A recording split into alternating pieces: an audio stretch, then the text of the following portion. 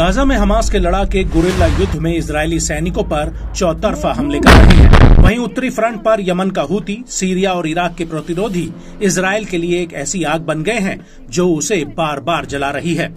और अब इसी कड़ी में इराक के प्रतिरोधी समूह ने ईलट पर एक बहुत बड़ा हमला किया है।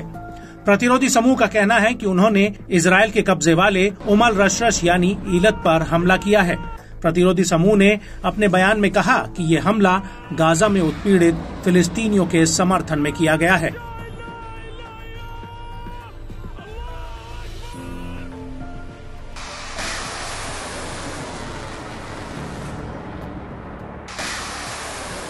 गौर करने वाली बात यह है कि अब हूती के हमले अगले चरण में पहुंच चुके हैं, जिसके तहत वो इजरायली बंदरगाहों पर ज्यादा हमले कर रहा है। और इन हमलों में प्रतिरोधी समूह ने हूती के साथ हाथ मिला लिया है। हूती के प्रमुख सैयद अब्दुल मलिक अल हूती ने भी इस बात की पुष्टि की है। बड़ी बात यह है कि ये पहली बार नहीं है जब इराक से ईलत पर कोई हवाई अटैक हुआ हो, बल्कि इससे पहले भी सीरिया और इराक के प्रतिरोधियों ने उत्तरी इजरायल पर कई ड्रोन फायर किए हैं। और हालिया हमले को लेकर इजरायली सेना का कहना है कि उसने पूर्व की दिशा में रात के वक्त 2 ड्रोन्स को मार गिराया है। ये ड्रोन इजरायल की तरफ बढ़ रहे थे। आईडीएफ का कहना है कि ये ड्रोन इजरायल के हवाई क्षेत्र में नहीं घुस पाए थे, इन्हें इससे पहले ही मार गिराया गया। वहीं इराकी प्रतिरोधी समूह का कहना है कि उसने ईलत में एक वैध टारगेट पर ड्रोन हमला किया है।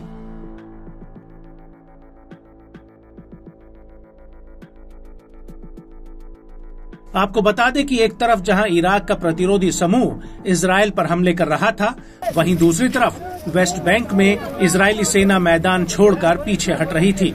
दरअसल इजरायली सेना ने कई घरों में छापेमारी की थी और कुछ फिलिस्तीनियों को हिरासत में लिया था, लेकिन इस दौरान आईडीएफ को भारी प्रतिरोध का सामना करना पड़ा।